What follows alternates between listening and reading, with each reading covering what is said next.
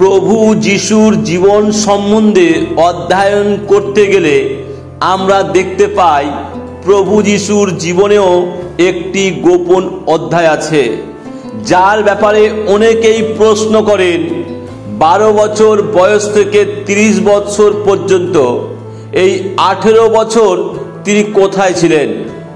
Look তার 2 অধ্যায় 41 থেকে 52 পদে উল্লেখিত আছে, বিশেষ করে মন্দিরে 12 বছর বয়সে ধর্মগুরুদের সাথে আলোচনা করার ঘটনার পর পরবর্তী 18 বছর অর্থাৎ 12 থেকে 30 বছর বয়স পর্যন্ত বাইবেল একেবারে নীরব। এই সময় তিনি কি করছিলেন ও কোথায় ছিলেন, আজ আমরা তা জানার চেষ্টা করব। প্রথমত বাইবেলের বক্তব্য।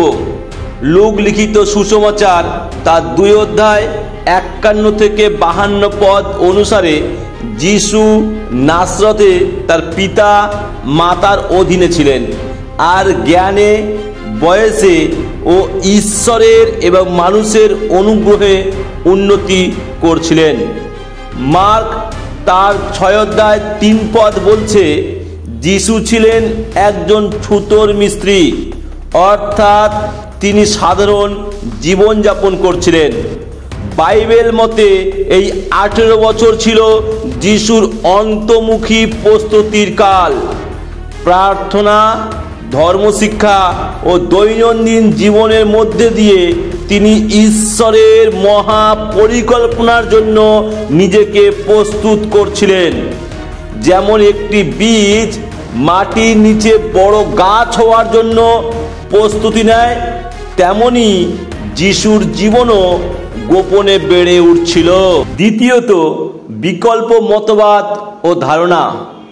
এই সময় যিশু কোথায় ছিলেন তা নিয়ে নানা মত ও কিংবদন্তি রয়েছে।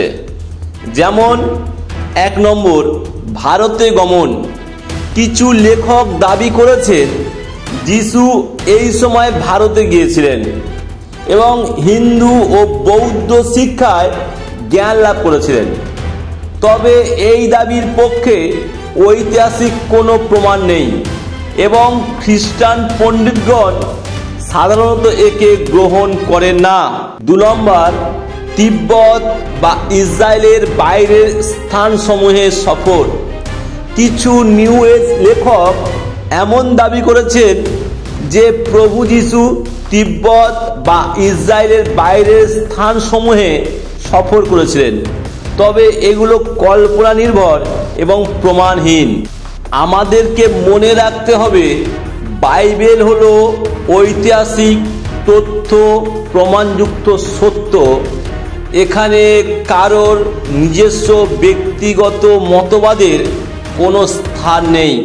তাই প্রভু যিশু এই সময় কোথায় ছিলেন বাইবেল তার প্রত্যক্ষ প্রমাণ দেয়, কিন্তু অন্যান্য দাবির পক্ষে কোনো তথ্যযুক্ত প্রমাণ নেই। আর এই দাবিগুলির পিছনে ঐতিহাসিক কোনো তথ্য প্রমাণ না থাকার জন্য বাইবেল এদের দাবিকে সমর্থন করে না, কারণ বাইবেল প্রত্যেকটা দাবির তথ্য প্রমাণ চায়। এই 18 বছর ছিল যিশুর প্রস্তুতির সময়। নীরবতা আর দৈনন্দিন জীবনের মধ্যে দিয়ে ঈশ্বরের মহান পরিকল্পনার জন্য নিজেকে প্রস্তুত করছিলেন প্রভু যিশু। এটি আমাদের শেখায়, যখন আমরা অজানা সময়ের মধ্যে দিয়ে যাই, ঈশ্বর তখন আমাদের গোপনে গড়ে তুলছেন। তৃতীয়ত ঐতিহাসিক প্রমাণ। যীশু খ্রিস্ট তার শৈশব ও কৈশোরের পরে প্রায় 18 বছর নাসরাতে কাটিয়েছিলেন। এই তথ্য বাইবেলে পরিষ্কারভাবে উল্লেখ আছে, তবে সরাসরি ঐতিহাসিক প্রমাণ খুবই সীমিত।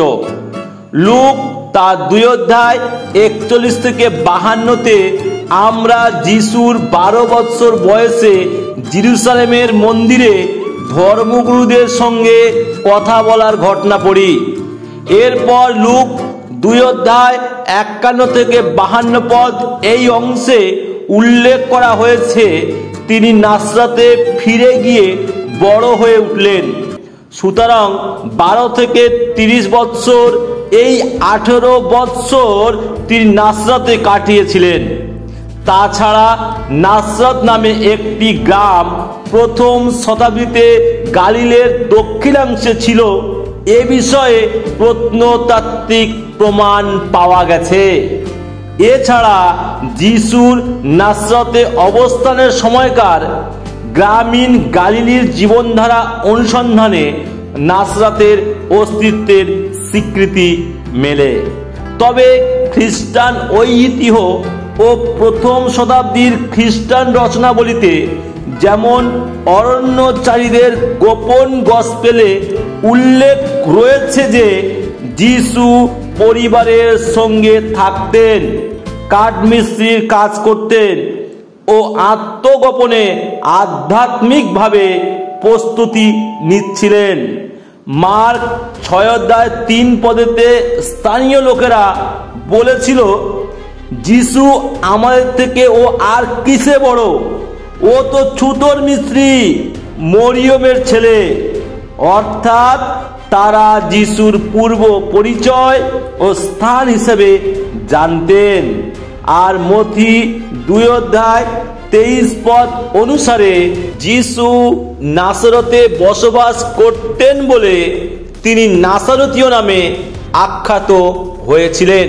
বাইবেল মতে ও ঐতিহাসিকগতভাবে আমরা এটাই বুঝতে পারলাম, প্রভু যিশু 18 বৎসর নাসরতে থেকেই একজন ধর্মনিষ্ঠ যুবক হিসাবে বড় হয়েছেন।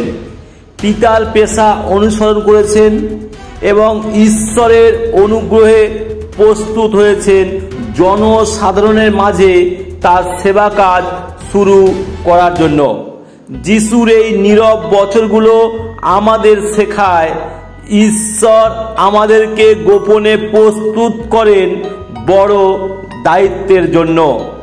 আপনিও যদি এখন কোনো নীরব সময় পার করছেন, মনে রাখুন ঈশ্বর তার কিছু মহৎ কাজের জন্য আপনাকে তৈরি করছেন, আপনাকে প্রস্তুত করছেন, আপনাকে ব্যবহার করার জন্য তার সেবা কাজে।